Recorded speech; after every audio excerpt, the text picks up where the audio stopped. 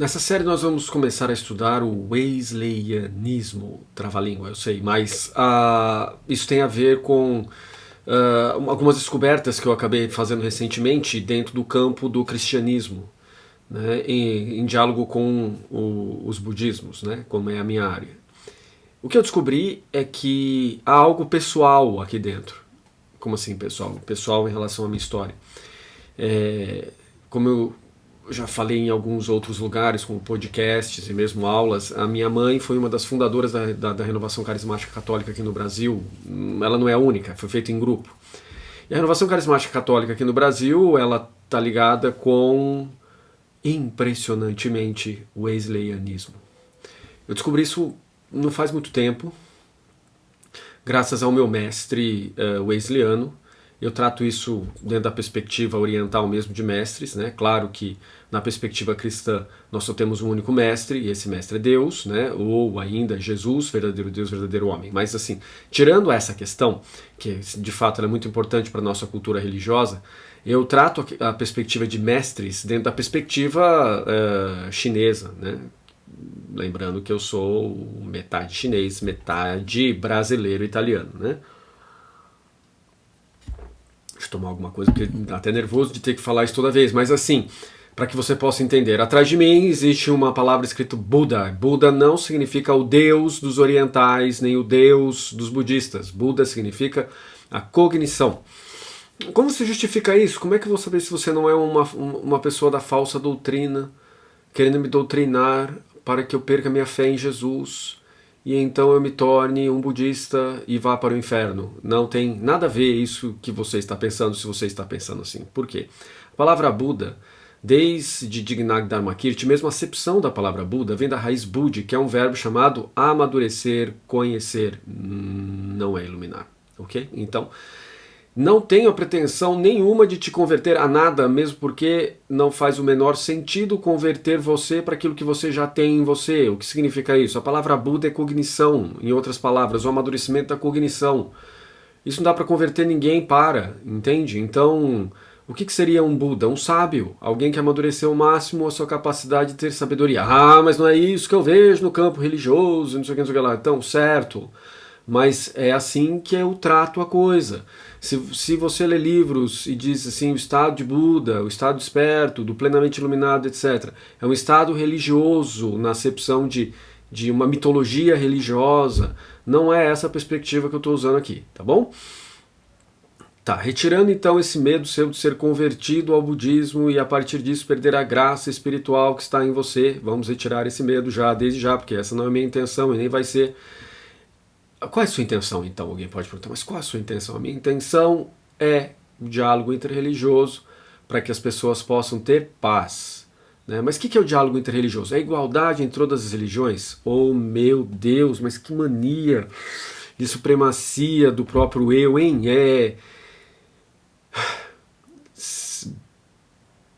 Não. A ideia aqui é conversa. Eu estou tratando a religião como algo próximo à cultura, algo próximo à política, algo próximo à visão que se tem em relação a eu e o outro, em culturas diferentes, em perspectivas diferentes, mas que, obviamente, não tratam de uma mesma referência. Por exemplo, é possível discutir entre supremacias de teologias cristãs, qual é melhor, qual é pior. É possível discutir entre teologias reveladas, como por exemplo, qual é melhor, o cristianismo, o judaísmo ou o islamismo. Dentro delas, quais teologias ou escolas de teologia são melhores? Para a pessoa, sem dúvida alguma. Para um grupo, sem dúvida alguma. E se expandir em termos de política de domínio, aí sim nós podemos pensar em qual a melhor para teologia política que se deve adotar diante de um povo, né? Certo? Mas isso nada tem a ver com o budismo, hein? Por quê? Porque o budismo está dentro da teologia natural, está dentro de uma esfera da razão natural, que a razão natural alcança, não é necessário uma teologia revelada.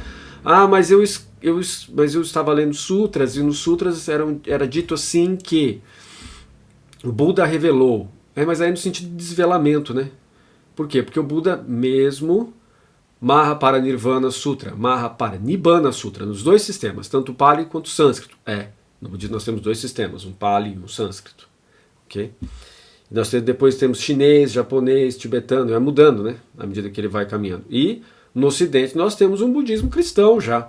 Não temos, as pessoas vão dizer assim, isso é uma radicalidade, isso é uma deformação do Dharma. Grande puritano do além, não existe tal coisa chamada o Dharma puro, já foi combinado com todas as culturas. E nem mesmo na sua acepção original ele era um Dharma puro, ele foi misturado com a cultura védica, ou não, o Buda falou de uma maneira, de uma língua completamente distinta de qualquer matriz cultural que ele estivesse. Não, ele falou dentro da matriz védica, bramânica, dos Upanishads, ele usou linguagem do movimento dos Sankhya's, dos Yogas, das escolas, não movimentos, certo? Então, não comece a advogar budismo puro, ele não existe, tá bom? Ele é uma inexistência, assim como raça pura é inexistência. Para a sorte de pessoas como eu, que sou mestiço, não existe uma raça pura, não existe chinês puro, japonês puro, tailandês puro, brasileiro puro fica complicado, né? Então, nem norte-americano puro, não existe raça branca, vão parando com essas viagens astrais. Por quê? Porque essas viagens astrais, no mau sentido, dizem respeito ao uso de uma droga chamada egocentrismo político. Tá bom? Então, vamos pensar melhor naquilo que a gente está referenciando, tá bom? Então, aqui nós estamos dentro de um diálogo entre budismo e cristianismo, dentro do quê? Da perspectiva da razão natural e da razão revelada. Por isso que eu estava dizendo para vocês, o budismo não conversa na perspectiva da razão natural. Razão revelada. Ele conversa sempre na perspectiva da razão natural. Por quê? Porque o nirvana, a plena iluminação, é alcançável pelo ser humano mediante treinamento, meditação, né? O treinamento é feito por meio da meditação. A meditação é dividida em duas. Shamatha e Vipassana. O que é isso? Nada do demônio, nada do capeta. Isso tem a ver com atributos naturais que nós temos, de concentração não discursiva e de concentração discursiva. Ficar discursando a respeito de algo, como o próprio John Wesley faz, é aquilo que nós chamamos de meditação discursiva. E se concentrar, por exemplo, em Deus, sem falar nada, só na presença de Deus, é aquilo que no budismo nós chamamos de meditação concentrada, shamatha, serenidade. Tá bom? O termo shamatha quer dizer só isso, serenidade, posicionamento. E o termo vipassana, não é vipassana. Vipassana tem a ver com outro movimento, budismo humanista, com Goenka e outros que trabalham a questão de prestar atenção naquilo que a gente chama de pranayama. Né, que termo técnico que vem da cultura védica quer dizer prestar atenção na respiração, parar os pensamentos. Aqui não, vipassana em sânscrito quer dizer análise, compreensão, trazendo para o estrangeirismo que já foi adotado na nossa língua, insight, ok? Então a gente pode ver, está dentro da razão natural, está dentro dos atributos naturais da nossa mente, não está ligado com nenhuma coisa vamos dizer assim, de ocultismo, né, vamos dizer assim, que por cristão é um problema, né, em função da estrutura da lógica revelada e da cultura judaico-cristã que exclui qualquer perspectiva ligada à adivinhação, ligada a aquilo que é ciência oculta de invocação de espíritos celestiais ou espíritos caídos, etc. Né? Então,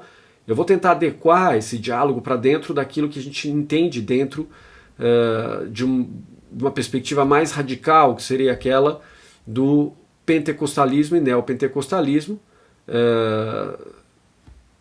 no seu diálogo com as demais culturas. Né? Tá bom? Então, existe um certo radicalismo, né? Principalmente empurrado por determinadas perspectivas, que são aquelas das chamadas de falsas doutrinas, batalha espiritual, cura e libertação, que para o pentecostal e o neopentecostal são muito caras e lhes dão uma espécie de segurança em relação ao mundo e em relação à sua própria identidade. Tá bom? Então, Neste caso, nós vamos conversar muito na nossa viagem pela investigação wesleyana.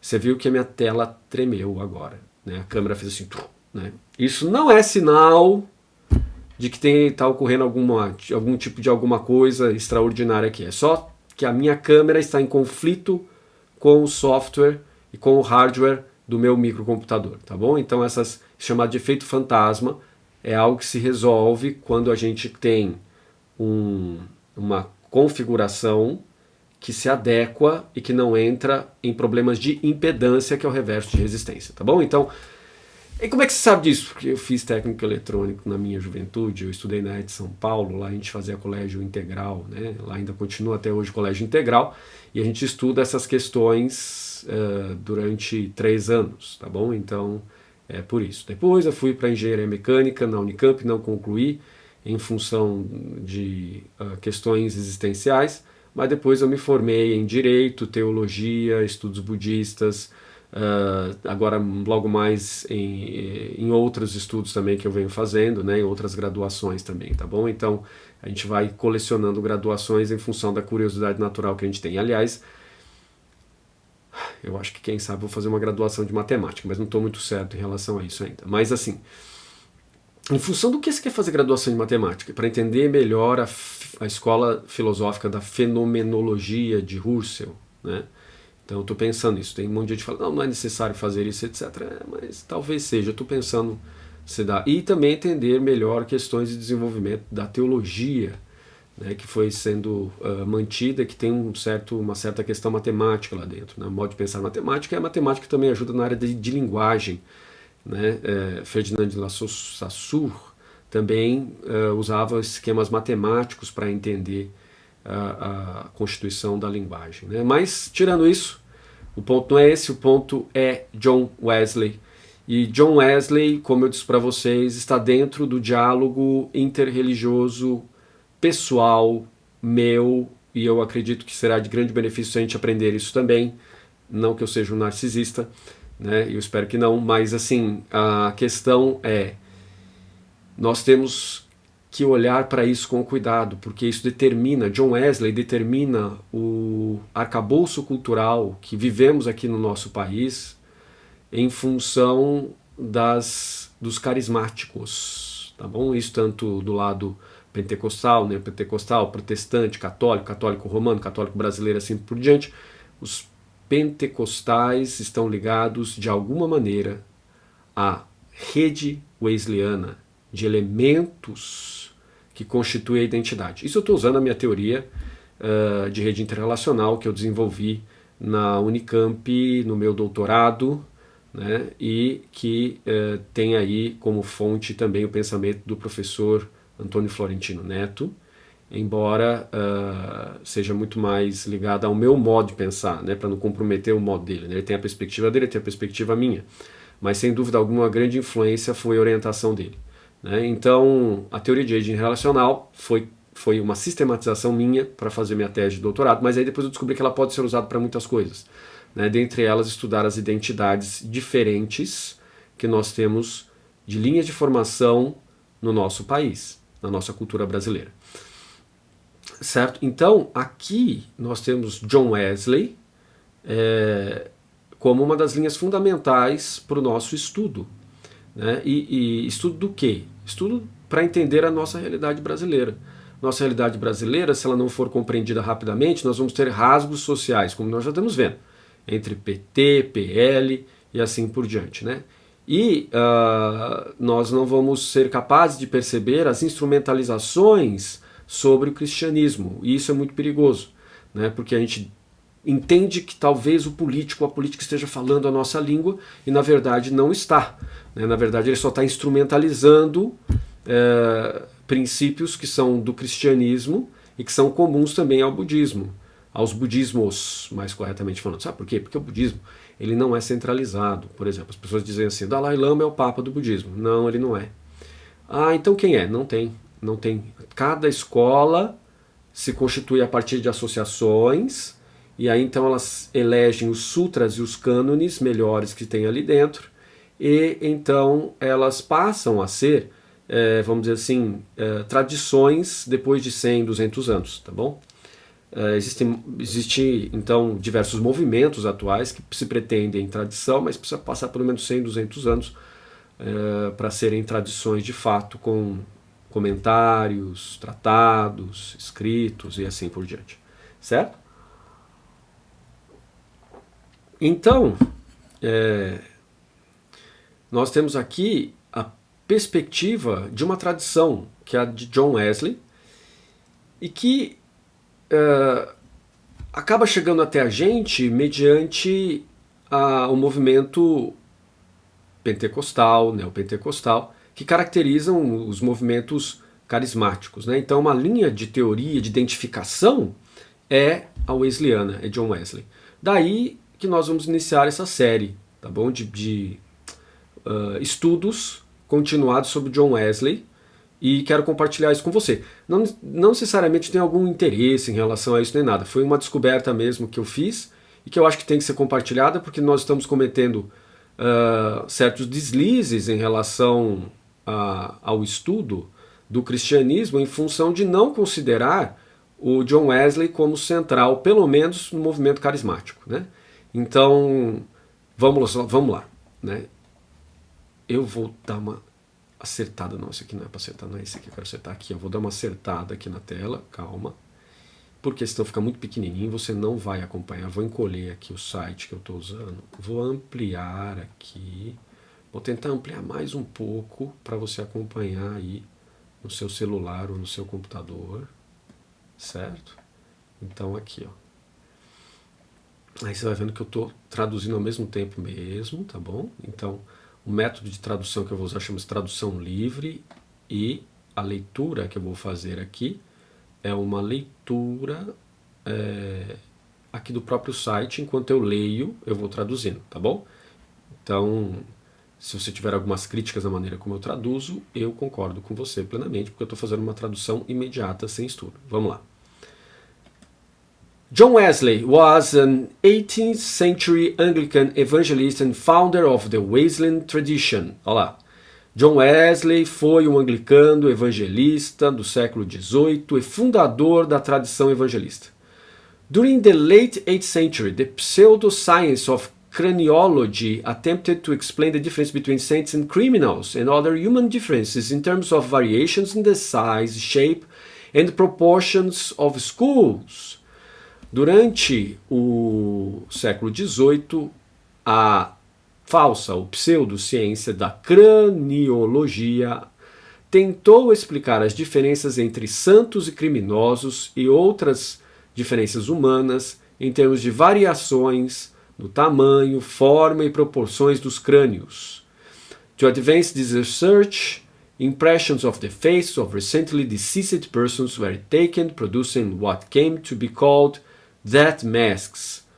Então, na tentativa de avançar sobre essa pesquisa, impressões das faces das pessoas que morriam recentemente eram pegas, tomadas, produzindo o que veio a chamar de máscaras da morte. Os metodistas prepared John Wesley death mask, however, to ensure the future statuary would represent him accurately. Então os metodistas prepararam a máscara da morte de John Wesley, no entanto, para assegurar que os futuros aderentes ao wesleyanismo pudessem ter dele uma representação precisa. The mask is courtesy of the Drill University Methodist Collection. A máscara é uma cortesia da Universidade Metodista, coleção da Universidade Metodista de Madison, New Jersey. Vamos ver aqui. Tá aqui, ó. Você consegue ver? Deixa eu ver aqui como é que ficou. Isso. A máscara de John Wesley. A máscara da mortuária de John Wesley. Quer dizer, quando morreu, botaram um molde. Né? Aqui, ó. Certo? Bem interessante, né? Então. Ele tem um nariz bem grande, né? E ali, né? Tá ali a sua máscara mortuária. E voltamos aqui, ó. Então, interessante nessa parte do século XVIII é que, de fato, existia uma questão ligada à Bíblia. a marca de Caim. Então se considerava que a marca de Caim talvez tivesse sido passada para as pessoas.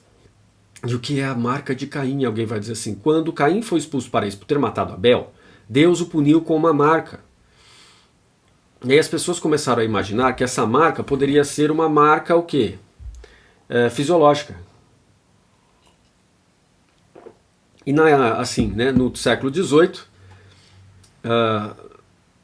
entre mentes de culturas jurídicas e etc., surge essa ideia de que os criminosos possuíam algum tipo de deformação craniana e alguma coisa assim, também está ligado à lei natural, né, a ideia de lei natural. E aí eles teriam produzido essa questão aí de,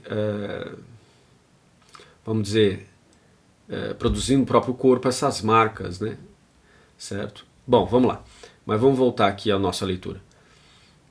E aí produziu ciência, pseudociência, por quê?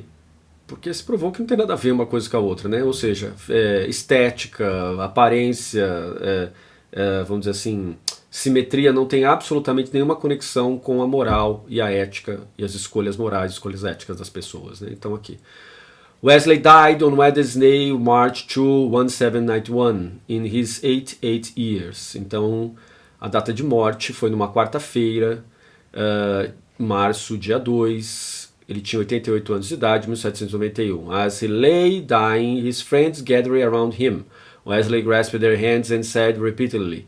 Não, conforme ele estava morrendo, ele segurou a mão dos seus amigos e ele disse repetidamente, farewell, farewell, adeus, adeus. At the end, summoning all his remaining strength, he cried out, the best of all is, God is with us. Lifted his arms and raised his feeble voice again, repeating the words, the best of all is, God is with us.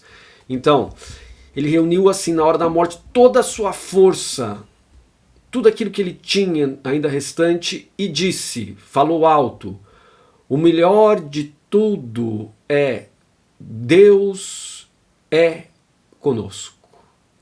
Ele levantou as duas mãos novamente e levantou a sua voz, levantou as suas mãos e seus braços e sua voz novamente, repetindo as palavras, o melhor de tudo é isso, Deus está conosco, Deus é conosco. Né? Muito bonita essa história, né? Tem essa apoteose final de John Wesley logo antes de morrer, ele provavelmente caiu, né? Caiu assim, tipo, morto, né? A imagem que a gente vê é uma peça de Shakespeare, né? Sem dúvida alguma, muito belo esse momento de John Wesley, né? E nós temos aqui aquilo que nós vamos percorrer, né? Os trabalhos, as obras que estão na Biblioteca Cristã, né? E nós temos aqui a biografia completa de John Wesley, e nós temos aqui também as obras de John Wesley, né? A coisa mais importante aqui dentro, né? E como eu disse para vocês, eu descobri que, se você está pensando, eu aprendi, é mais ou menos por aí, né? Eu descobri que muito daquilo que eu aprendi sobre cristianismo com a minha mãe, né, que veio de herança familiar aí, e depois com os meus tios, que também são da Renovação Carismática Católica Romana, tias também, ou seja, com a parentada toda, tem raízes, tem fundamentos em John Wesley, né? Tá tudo lá dentro, né? Padre Robert de Grandes, aquela galera toda dos padres, Padre Jonas Abib, e depois nós temos o Padre Haroldo no começo, depois o padre que fundou as TVs do século XXI, que agora não estou lembrando o nome, para você ver como eu sou bom de nomes, e toda essa padraiada toda que estava ali ligada a esse movimento, também a tia Laura, a tia Delisete, a tia Ladia, a tia Celina e o tio Claudianor, toda essa galera toda que chamava de tio, tia porque eu era muito criança, eles estavam todos, de certa maneira, talvez não conscientes, mas estavam repetindo os ensinamentos de John Wesley pra gente, né, o tempo todo. E aí, né, essa é uma questão muito interessante, porque ela acaba nos trazendo essa ideia, e agora que eu vi que o microfone estava de lado, olha só, agora talvez melhore o áudio, essa ideia de dos fundamentos do pensamento pentecostal, né, o pentecostal carismático na cultura brasileira. Tá bom? Então, começamos a nossa série com essa homenagem a John Wesley. Vamos estudar as obras dele, o pensamento dele e a pessoa